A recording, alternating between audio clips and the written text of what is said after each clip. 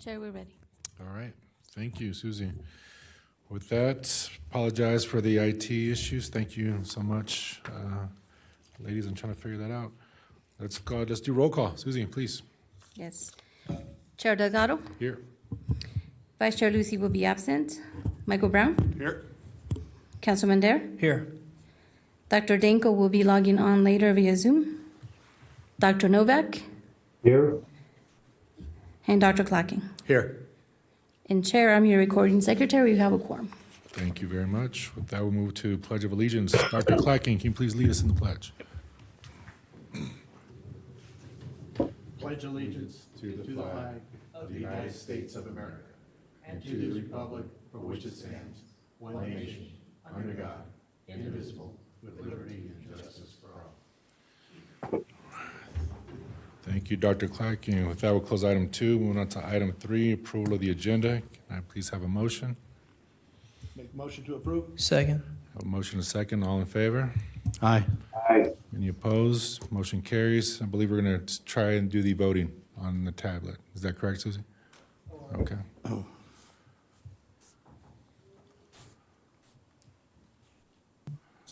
We'll figure it out today. It'll be fine. I forgot where to vote.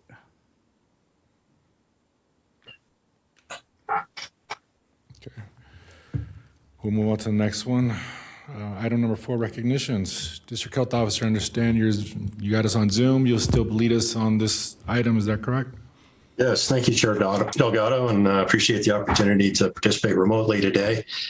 We've got several different recognitions. I'd like to begin with years of service. And we have Daniel Timmons, air quality specialist that has 10 years of service. Began with the Health District in July of 2012. And also Brendan Schneider, air quality specialist. I'm sorry, Mr. Timmons is a senior air quality specialist. Brendan Schneider's air quality specialist also began with us in July of 2012. 10 years of service for Mr. Schneider as well. We have a couple of new hires that I'd like to recognize. Jesse Rosales, who was hired as an office assistant 2, began with us in July in the IZ program in CCHS immunizations. And we have Tammy Carpitcher, also began with us in July as an office assistant 2 in the Administrative Health Services office. So congratulations to all of them.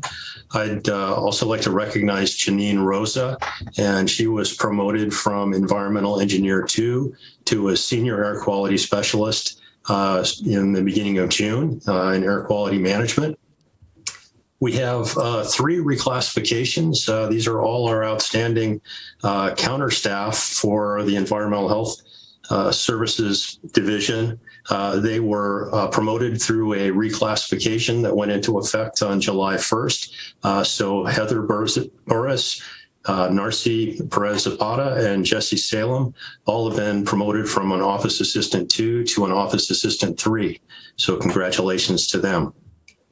We did have Keisha Olney, who transferred out of our Administrative Health Services office.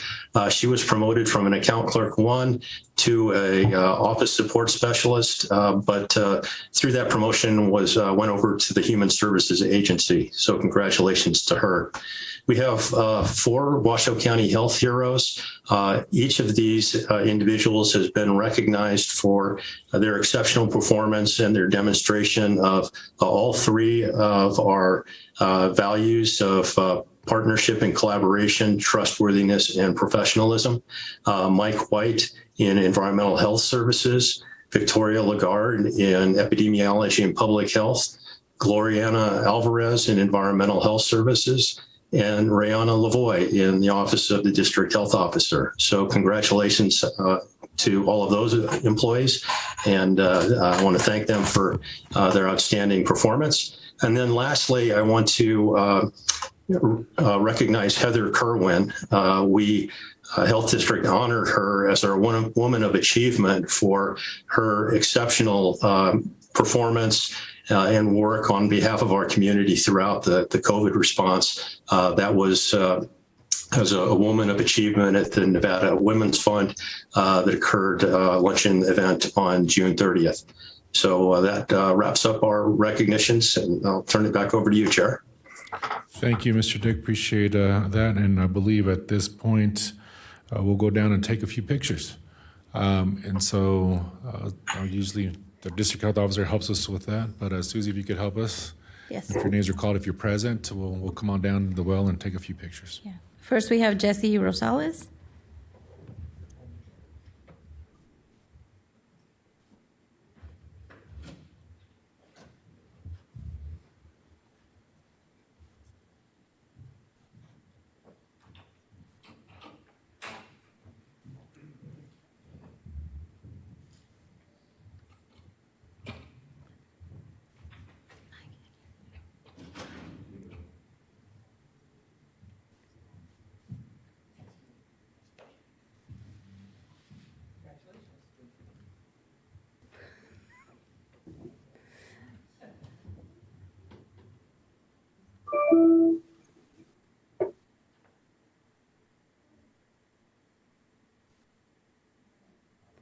And then we have Tammy Carpenter. No,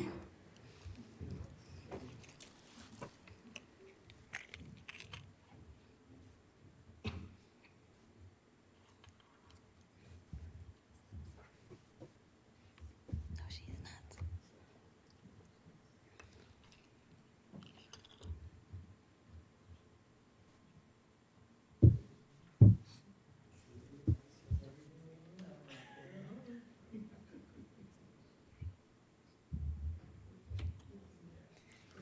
And then we have Dan Inoue. And Chair, you have a clock for him.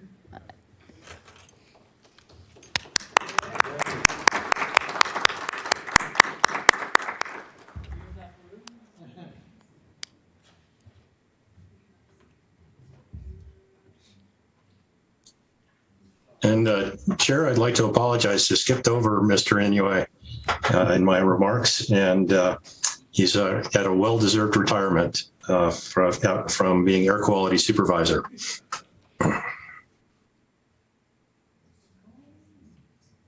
your chance to say whatever you want about Kevin.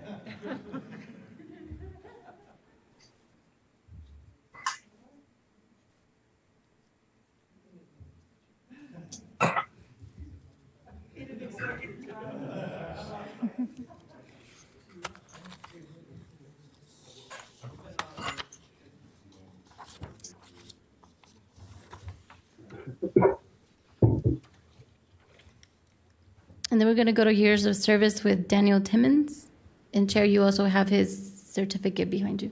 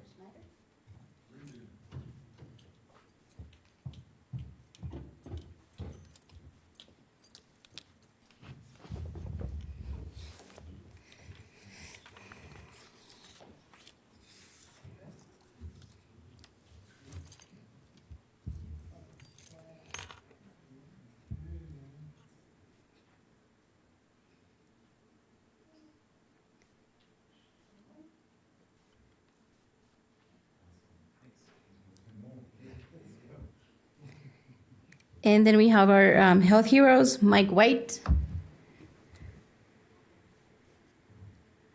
And you also have their certificates, Chair.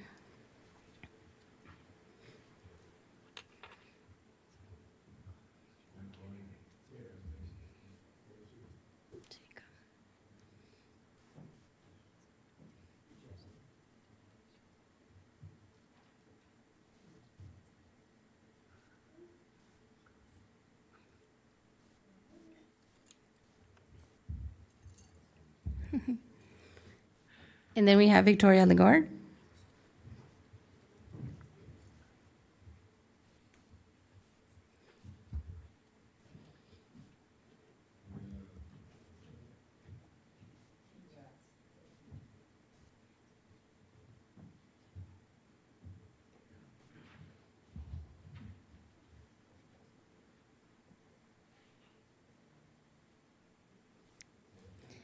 And then we have our very own Gloriana Alvarez.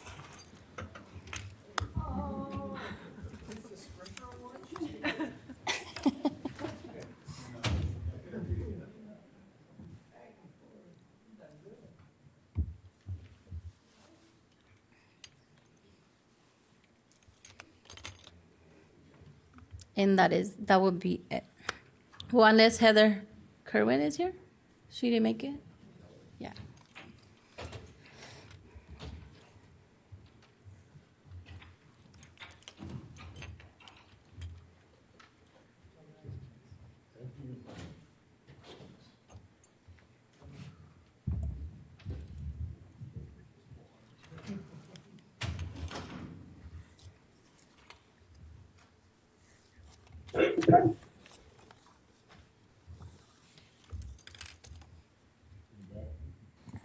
Congratulations and welcome to all of the new team members. We're excited to be able to work with you, and congratulations again to all the promotions, the new hires, the transfers. Heck of a job. Thank you. Thank you. With that, we'll close item number 4. We'll move on to item number 5, public comment. Susie, do we have public comment? Yes, Chair, we have Ms. Catherine Snedeker. Okay.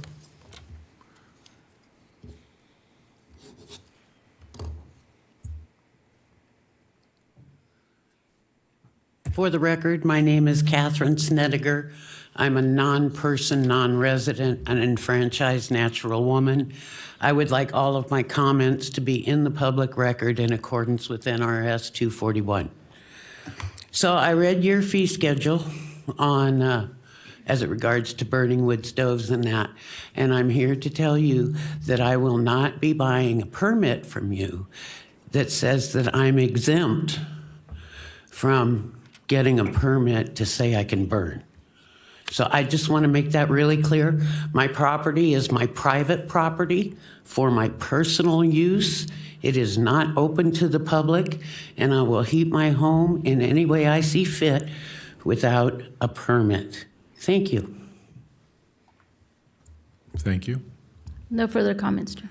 With that, we'll close item number 5, public comment. On to item 6, COVID-19 updates and information. District Health Officer. Thank you, Chair Delgado. We are currently at the community level of medium for COVID-19 impact. That will be updated later today by the CDC. That number could remain, or that level could remain at medium. We don't have the most current data yet from CDC. So through Monday, they were showing hospitalizations per 100,000 over the last 7 days at 9.2. That's in the medium level. If their updated numbers have that number at 10 or higher, that would take us to high.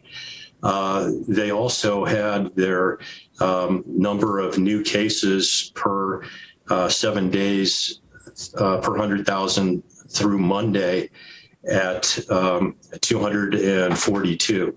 Our data shows that we're actually below 200.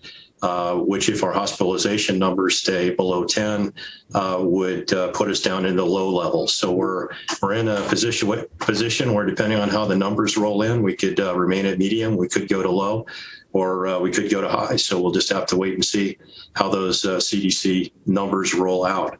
Our hospitalizations, though, as reported by the Nevada Hospital Association on Tuesday, are remaining flat. Our 7-day average of people hospitalized with confirmed COVID-19 in Washoe County stands at 54. Our test positivity still remains fairly high at about 40%. And so our 7-day average of new cases is about 130. That is down from 230 that we were seeing previously as we've gone through this kind of swell in cases. But again, a reminder that these are only the reported cases that we receive. And we know a number of people are doing in-home testing and that people aren't testing at all. So expect these numbers to be somewhere in the range of 5 to 10 times that 130 new cases per day that are actually occurring in the community. We're continuing to test on Monday, Wednesdays, and Fridays. We're continuing to vaccinate in our clinic each of the weekdays. And then we're also continuing to do community pods. And just wanted to point out a few of the events in the past week. 70 people were vaccinated at the Gay Pride event on Saturday. The celebration at Wingfield Park. We had 90 children, the 6-month to 4-year-old age group that received second doses at the event that we did with Renown this past Sunday. And then our homebound team remains active and had a large number, 105 people that they vaccinated earlier this week were visiting senior living centers and also some assisted living facilities. So remain active in those areas. We will be receiving the Novavax vaccine here in the future. I don't have a date yet, but that's in process to be able to receive that. And we'll provide an announcement to the community on that when that is available in addition to the other vaccines. So that's my update. I don't know if Dr. Danko has joined us or not, if she wants to provide an update. She's not logged in. She's not with us at the moment. Any questions for District Health Officer? I have a quick question. Councilman. Have you heard from our wastewater tracing on that? It's always nice to hear what the potential future looks like with some of the. Yeah, thank you for that. Thank you for that question, Councilman Dare. Encouragingly, the concentrations in wastewater are continuing to decline with the levels that they're measuring. I should have mentioned also the BA5 variant is now the dominant variant that is being found in wastewater, as well as that's being identified with the state doing the state lab doing the genomic sequencing of some of the positive test results. So I think what we're seeing is predominantly the BA5 subvariant in our community now. Any further questions from the board? Seeing none, thank you for the presentation, District Health Officer. We'll close item 6. We'll move on to item 7, consent items. Are there any items that would like to be pulled by the board? Seeing none, do we have any public comment on consent, Susie? No public comment, Chair. Nobody. Can I have a motion? So move. Motion from Dr. No, Dweck and second Dr. Clacking. We'll try and do the voting. Yeah, sorry. And then we'll just, all in favor? Aye. Any opposed? Motion carries unanimously. Please log in your vote.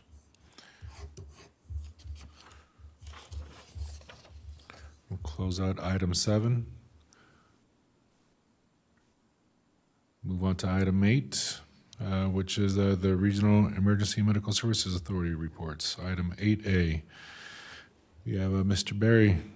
How's it going? Come on down. Good afternoon. I'm Barry Duplantis for the record.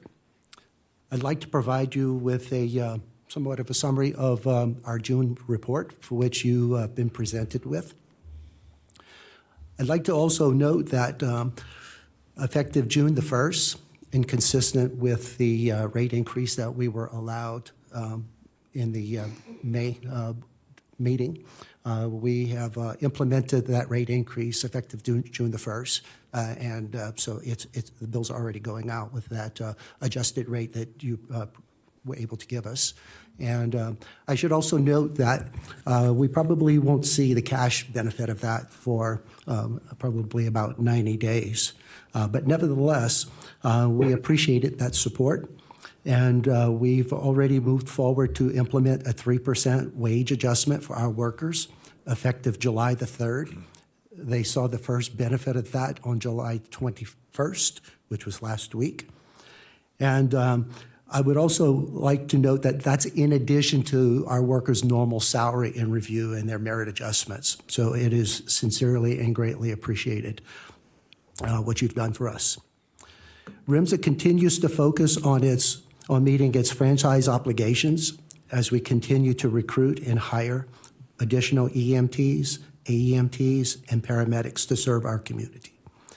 REMSA currently employs 162 clinical employees who service our ground ambulance calls, which is quite candidly the highest employment level we've ever had servicing ground calls. We have 6 new employees that are going to be joining our company in the month of August, and an additional one that will join in September. So we were very pleased that we've had success in recruiting and attracting talent to our community.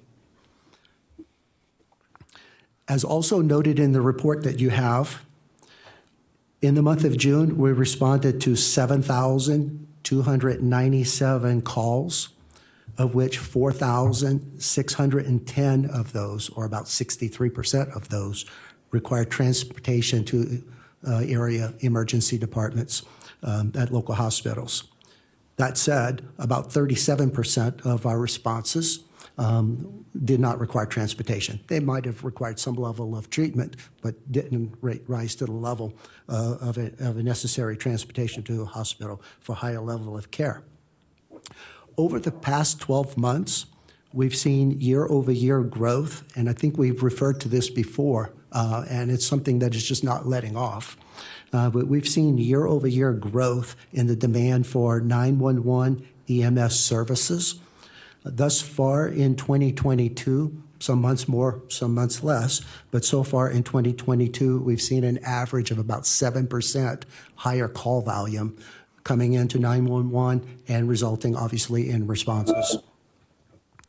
Lastly, I'd like to point out in the month of June, our patient survey, which is also in your packet, we had a total score of 91.88, which is an improvement of 2.57 from the prior period score of 89.3.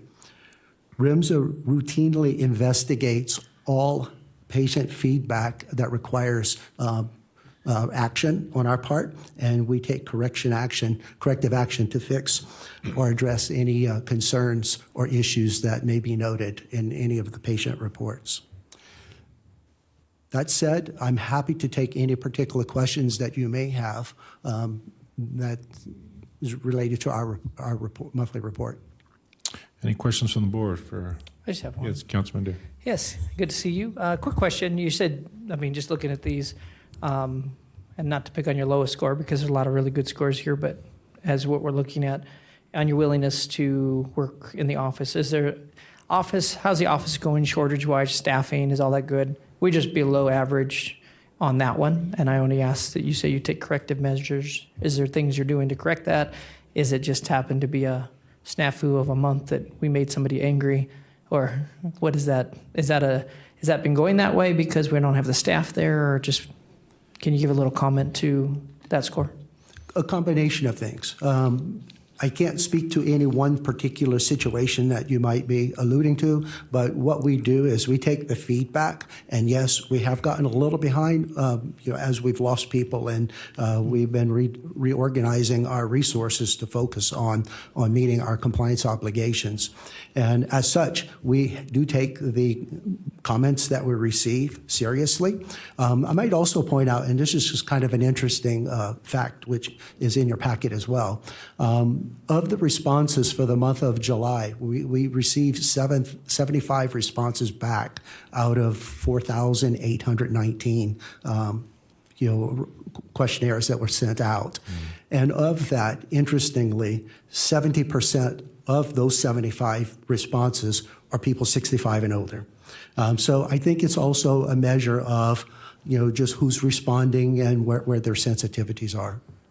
Gotcha. Okay. You mentioned that you work on things. It'd be one of the things to watch. I know everyone's struggling trying to continue to find staff and things. And so I think that'd be a number I'll be looking forward to see in the future how that goes, see that goes the right direction. Thank you. You're welcome. Any further comments? No. I'll make a motion to accept the report. Good job, Barry. Got a motion? We have a second. All in favor? Hi. Aye. All opposed? Motion carries unanimously. Thank you, Mr. Duplantis. My apologies, Susie, didn't ask for a public comment. Do we have any public comment on 8A? We do not have public comment, Chair. How about 8B? Again, my name's Barry Duplantis for the record. I would like to provide you with just a few highlights of some of the public-facing things that we did in the month of June. In mid-June, REMSA hosted a press conference to share a variety of hot weather and water safety messages, which included how to watch for signs of heat-related illness and the importance of designating a water watcher whenever children are present near a body of water. Additionally, in June, Adam Hines provided 4 live interviews about the availability of life-saving equipment, things such as first aid kits, AEDs, bleeding control kits, for example, for nonprofit and community-based organizations in Washoe County. And then lastly, similar to Heather Kerwin's announcement, we at REMSA had 2 outstanding women who were selected for the Women of Achievement. Chris Barton, our Director of Regional Emergency Communication Center, and Alma Marin, our Public Education Coordinator, were both recognized as REMSA's 2 Women of Achievement honorees and were celebrated at that event that Mr. Dick previously mentioned on Thursday, June the 30th at the Nevada Women's Fund Salute to Women of Achievement. So we're very proud and honored to have had 2 outstanding women in our organization. With that, I'm happy to take any additional questions or comments you might have with regard to our public activities. Any questions regarding the presentation? See, no, thank you. It's not an action item. Appreciate that. We'll move on to item C. Thank you very 8C, much. which is Sabrina. As she's walking up, is there any public comment on 8C? No public comment registered, Chair. Thank you. Hi, good afternoon. Sabrina Braswell, EMS Program Coordinator for the record. I'd like to give you a brief update and then open up to any questions for this item. I'm very excited to report that there has been some progress and the group has decided to set a timeline for completion of this item in the August District Board of Health of 2022 meeting. Lately, the momentum has been there over the frequency of the last few meetings, but a definitive decision was made late yesterday as well as this morning. REMSA talked to me for an update and stated that they felt that there was an opportunity and an appetite for satisfying this request and creating a date for completion, and that if that potential arose, helping to understand what the oversight program felt would be an opportunity and how tangible that was. So on behalf of the program and neutrality, I reached out to all of the fire agencies yesterday evening and this morning, and I believe that we are now, as a result of the verbal feedback I got, as well as email confirmation from the agencies. I will say that there is an exception to the email response. I had reached out to Chief Dale Carnes of the Reno Fire Department, the Reno Tahoe Airport Fire Department, and I spoke with him briefly this morning. He was obligated to several courses that he was teaching throughout the day, so I was only able to have a verbal agreement with him, but every other agency has sent an email response that supports a mutually agreed upon language that will adhere to the original objective that allows REMSA to continue the response plan that was initiated during COVID. So speaking very specifically to those levels of care and the associated metrics that the teams and the agencies would want to see to support those levels of care. So that is a very robust opportunistic, momentum. There's lots of fun adjectives that I could add because, to be quite honest, I'm very proud of this group, and I want that to be reflected in the objectivity and willingness of these organizations to focus on the ultimate goal, which is allowing REMSA to continue the community response at the level that the community, I believe, has come to expect as a result of the COVID pandemic level of care change. So I'm more than open to taking any questions. And if you would like, I also have the printed out version of those responses. If you'd like me to speak on behalf of the agencies, they are obligated otherwise. Some are able to attend online. One is in person. But if there's anything I can answer in response or any specificity you'd like, I can read those in. Thank you, Sabrina. Questions? I do. I just, Councilman only question I have, and we have a lot of conversations about a lot of this, so I'm trying to, in my mind, make sure I'm accurate. So the level, do we know what that level is that we all agreed to? I mean, I think I know what it's supposed to be, but at the same time, I don't want to assume and say, hey, that's great. I mean, I know there was some changes made during COVID, to referring to some of those things, and then we walked together. So maybe even in this meeting you can share some, but it might be good for us to understand a layout of what that is. Just I know I want to be able to take that back to my own city and say, this is here. I know some of our people are involved anyway, but I'd like to understand that. Yeah, of course. I don't have it on me for the staff report. I do have the language, so I can speak to that in 1 second. I will say that the previous District Board of Health report that I submitted last month, I did include that actual language in a screenshot in there. So if that's easier for you to reference in the future, that's a conversation. And I will again place the caveat that I would not say that the language is finalized, but I would say that this is a very opportunistic and ideal future result. So please don't mistake that it is finalized language, but I do think it is close to finalized language. So the brief explanation that I would give you in a result of the levels of care concern is that the conversation has branched out to include ALS, ILS, and BLS response. The specificity with the BLS is that it would be interfacility transports only, and that is I wouldn't say it's a difference, but it was something that was a result of the COVID pandemic and the opportunity for that to become a level of care service. So the incorporation of that language is an inclusive statement to the franchise, which was not previously in there.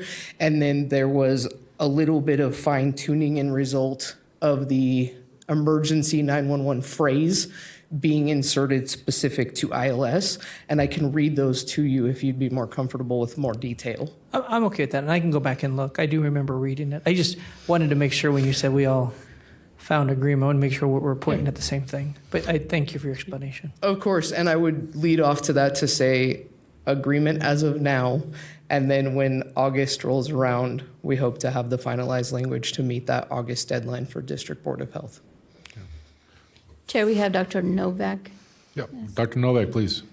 Yeah, Sabrina, I really want to commend you for a whole lot of extra work and putting in. This is like herding a bunch of cats sometimes, but sometime down the road, can we have the final language, that's been finally agreed on with the little changes here and there? For clarity, do you mean previous to the District Board of Health submission in August? Please? Yeah? And, I just wanted what the final language is, that you said there's some little tweaks here and there, and until you and the committee is done tweaking, I can sit around and wait. Thanks. Yeah, I would not be able to estimate a time previous to the District Board of Health deadline that we set, but I can be cognizant of that, and once it's decided, I can work on how that's appropriate to distribute. Good. Thank you very much. Mm-hmm. Great. Further comments, questions for Sabrina? Seeing none, there is no public comment. I look for a motion. There's a recommendation that they've outlined for us. So moved. Second. Motion second. All in favor? Aye. Any opposed? Motion carries unanimously. Thank you, Sabrina. Moving on to item 8D. Susie, any public comment on this? No registered public comment. Thank you. Sabrina. Once again, Sabrina Braswell, EMS Oversight Program Coordinator for the record. I'd like to highlight a few things and then take any questions regarding this item as well. So at the last District Board of Health meeting, it was asked that the program, as a neutral oversight party, provide an update regarding REMSA's compliance as the fiscal year was ending at the end of June 2022. So I'd like to present a report that was initiated by the program, but also sent to REMSA so they could provide a portion of a response, and I'll highlight where they particularly responded, and the rest is from the oversight program. So the specificity of this staff report is to two sections in particular. Section 2.3, which is currently the part of the work group of the JAC, and also 7.1. 7.1 speaks to compliance in terms of the REMSA franchise response time. 2.3 speaks to the level of care response. So I would like to highlight that the staff report and the request of the program is to hold off on the need for corrective action and or notification of noncompliance, specifically to 2.3 because it is a work in progress that's known with the work group, and to allow the program, specifically the franchise and the district, to send a letter of noncompliance to REMSA as is outlined in section 13.2 of the franchise agreement that allows the district to notify REMSA in writing of REMSA's failure to comply. And then the response that is expected of REMSA is a corrective action report, which would then be presented at the District Board of Health meeting in August. I'd like to direct your attention to the table 1 graphic that's provided for you. There is a column that says current or scheduled corrective action by REMSA. The entirety of that text was provided by Aaron Abbott at REMSA. I used the model that Chair Delgado kind of alluded to in the last one with the request of a table, and I created the construct of the table and sent to REMSA a request for response. So that response area of the current and scheduled corrective action is directly from REMSA. I'm more than open to explanation or any questions that you have. Comments from the board for Sabrina regarding this item? No.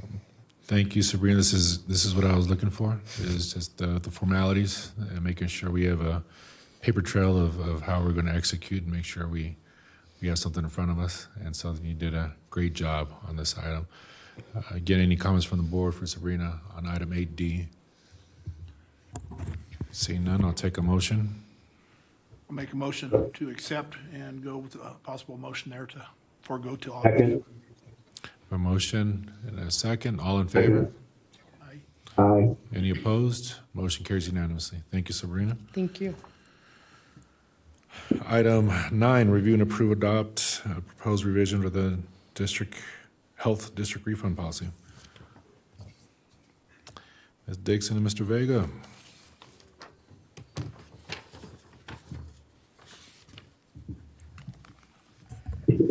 Good afternoon. For the record, Aaron Dixon. Mr. Vega is also here to help answer any questions. Before you is an item to make changes to our current refund policy for environmental health services and air quality management. Our goal with the proposed changes is to be more flexible for our customers. A few of the proposed changes include increasing our eligibility period for a full refund from 3 days to 10 days. Currently, we're sitting at 3 days. Some of our review processes have an estimated 10-day review time, and so increasing it to 10 days can help the customer out. In addition, our regional permitting system allows the City of Reno, the City of Sparks, and Washoe County to collect fees on our behalf. The current policy states that the eligibility period starts from the date of payment. What we're adding in here is also the ability to start that date from the date we receive the documentation, which is not always the same date as that payment is received in our system. What that does, it allows our staff additional time to review it and potentially state that this is something that we either received an error or they have the wrong fee or something of that sort. We are also proposing that if the wrong permit is selected, either by the customer or by our staff, and when staff get potentially out into the field and say, hey, wait a second, this is the wrong permit, If there is another permit that is necessary, and the work is equal or equivalent, that permit could either be really fully refunded for the first one, or it could be applied, if our technology allows, be applied to the new permit. Now, if what we are not saying is that if our staff go out there and say, no, you don't need a permit, and the customer says, oh, we're going to withdraw everything, that they would get a refund at that point. No, it would be if a new permit is being issued with the equivalent work. And finally, Washoe County Health District leadership would have the authority to determine if a partial or full refund is warranted in additional certain situations. Okay. What is not changing? The customer has to actually apply for the refund on our forms. Our annual permits after the first day of the renewal period, so say your food service permit starts on May 1st, you cannot come in on July 1st and say, I would like a refund. That would not be eligible for refund. Our late fees remain ineligible for refunds. And permits where field staff have completed the work associated with the permit, and an alternative permit is not being requested, those would also not be eligible for refunds. Our eligibility for any refund remains 90 days, and no changes were made to how our refunds will be processed. So we are available for any questions that you may have. Comments from the board? Councilman? How many refunds does this happen a lot? Or is this just something we have to have on the books? Or do we have to do a lot of refunds? We do a lot of refunds. Environmental health services, we do a number of refunds. It may be there's just so many situations where someone applied for the wrong permit, where they determined that, for example, they thought they were going to deepen their well, and it turns out that they are unable to deepen their well, and they have to drill a new well. That's a situation we get into a lot of times. Potentially for some of the temp foods, if they come in right away and say, "Oop, our event was canceled," we haven't done any work on that type of. Gotcha. But we do process in environmental health services significantly more refunds than air quality does. Very cool. Okay. Further comments from Ms. Dixon? Any public comment? No public comment, Chair. Okay. So no further questions. Can I have a motion, please? I have a motion and a second. All in favor? Aye. Any opposed? Motion carries unanimously. Thank you. Thank you. Item 10, Mr. Vega, Air Quality Management Report. Thank you, Chair Delgado, members of the board. For the record, Francisco Vega, Director of the Air Quality Management Division. There is one thing I'd like to highlight in my report, and that is that we did hold the workshop relating to the dust control permit conditions and signage requirements, and also discussing some recent non-compliance issues we've been having with some of the organizations. The workshop was very well attended. Again, we provided notification to all the various groups, AGC, NAOP,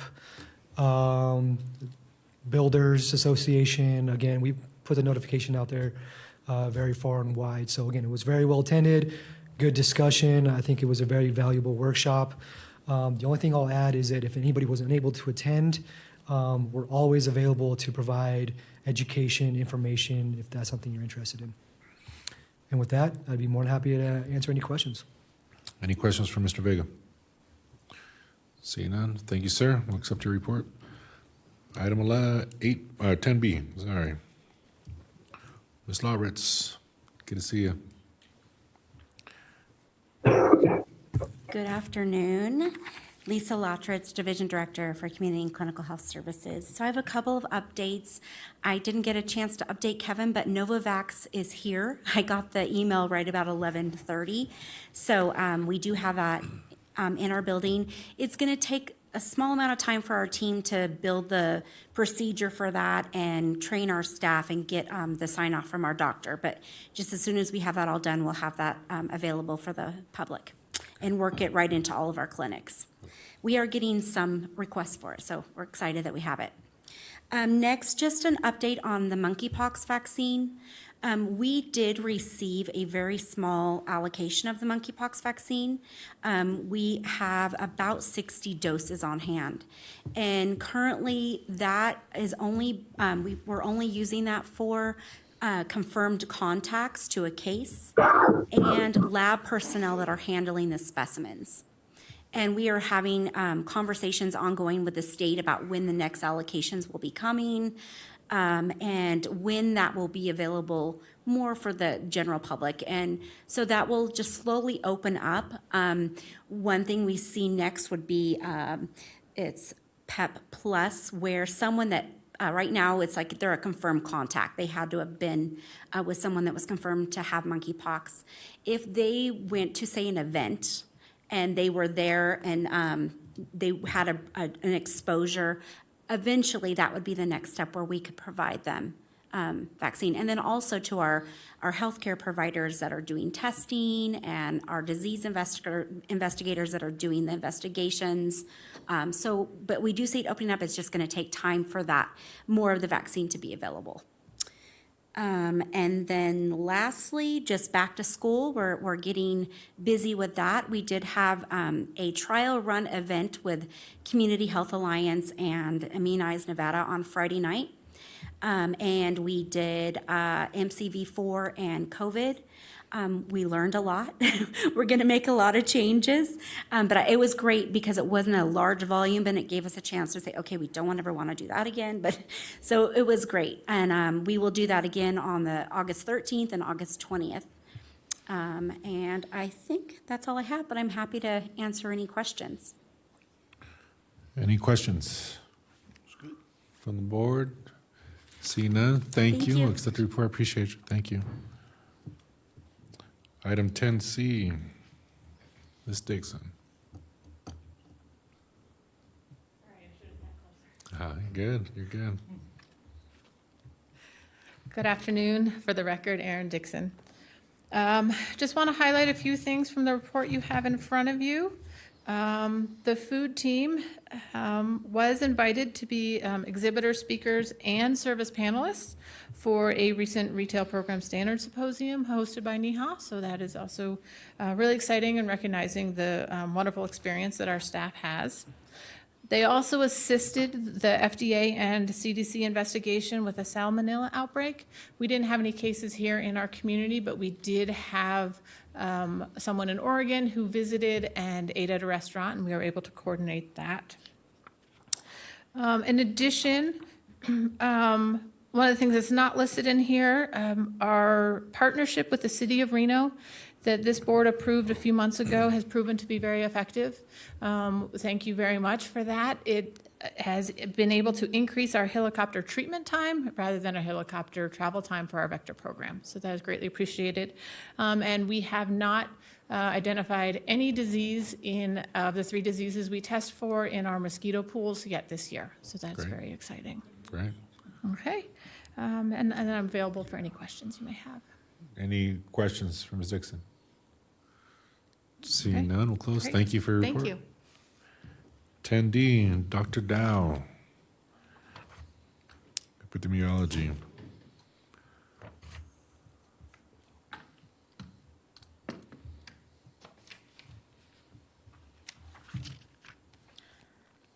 Hi.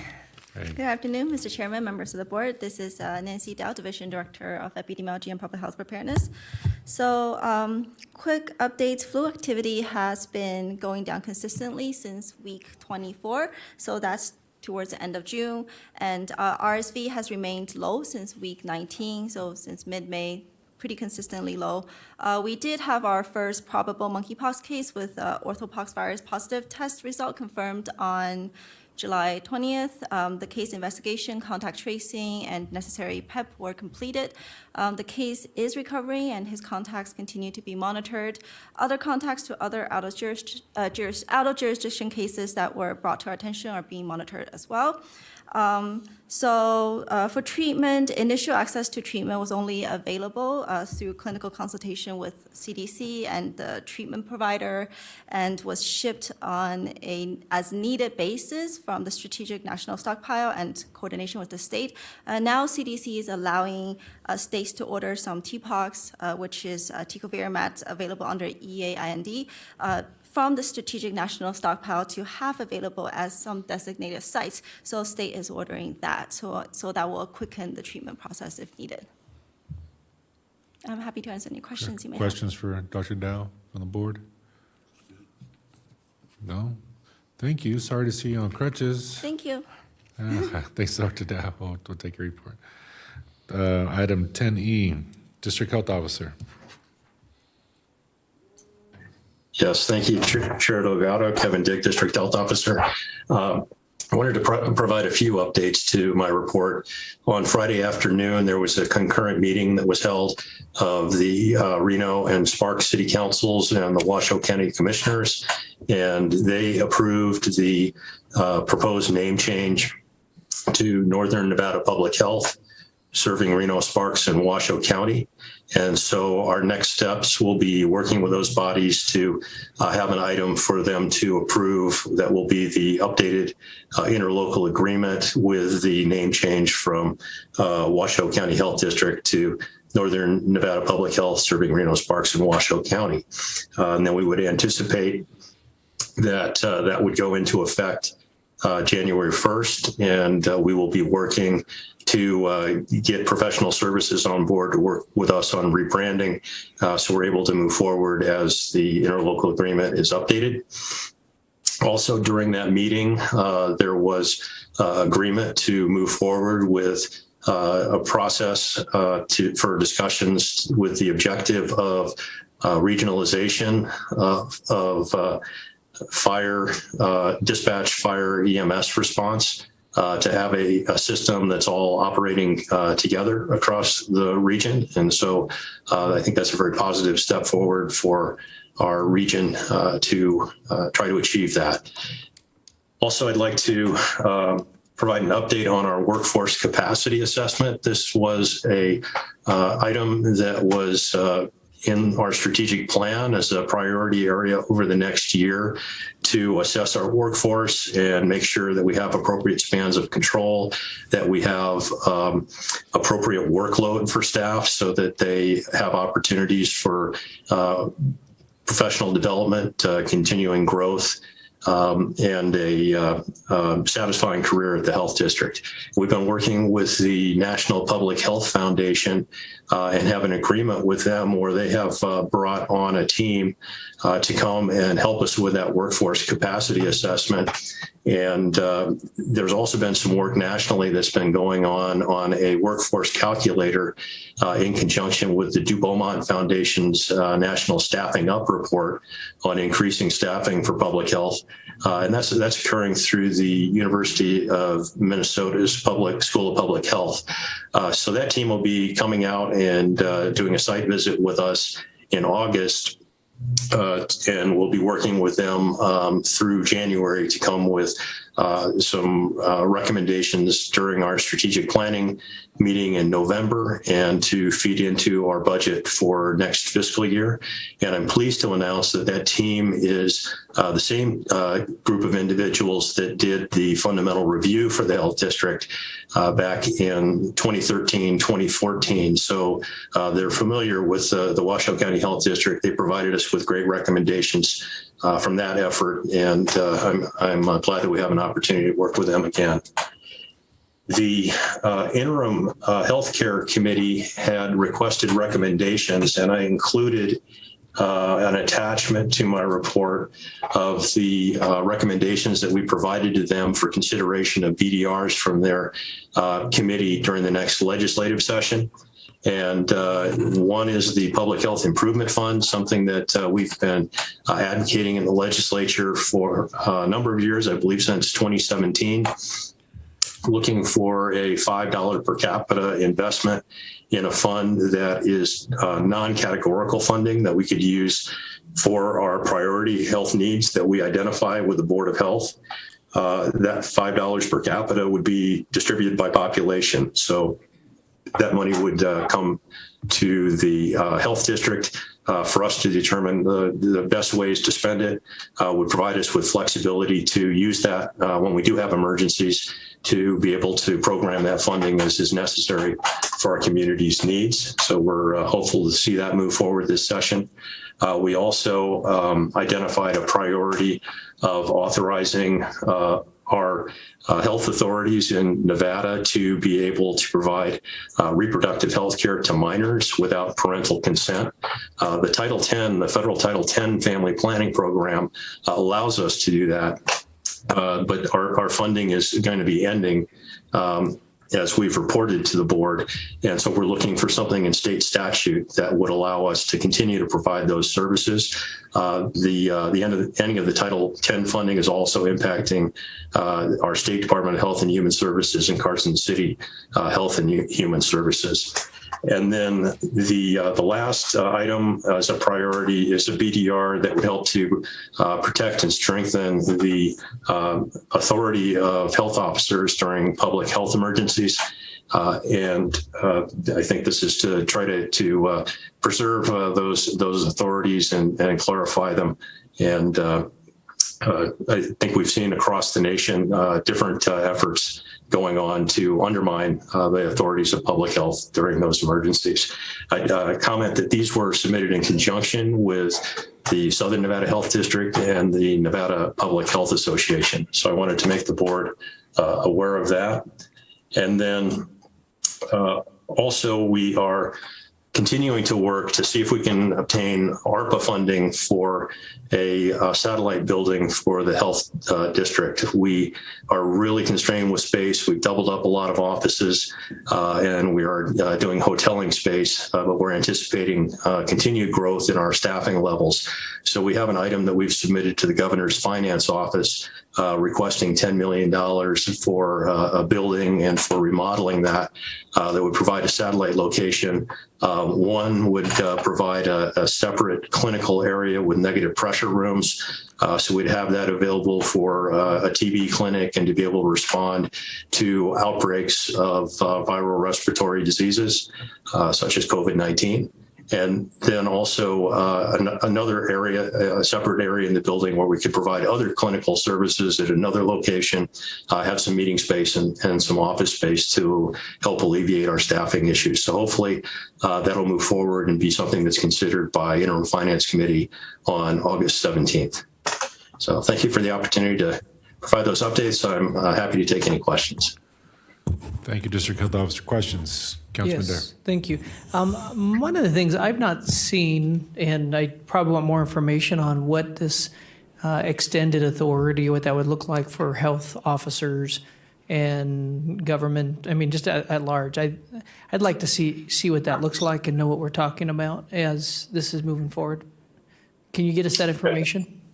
Certainly, we don't have any BDR language at this point. It's just the concept. So I will keep you appraised as things develop further.